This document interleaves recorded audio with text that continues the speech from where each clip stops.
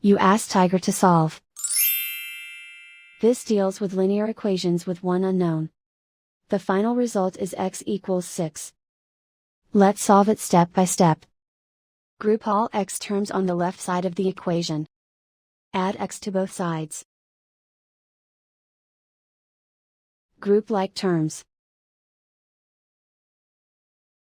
Simplify the arithmetic. Group like terms. Simplify the arithmetic. Group all constants on the right side of the equation. Subtract 22 from both sides. Simplify the arithmetic.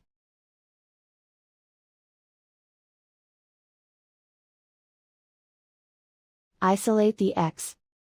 Divide both sides by 7. Simplify the fraction. Find the greatest common factor of the numerator and denominator.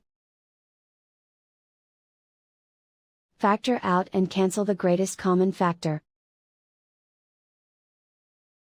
And so the final result is x equals 6.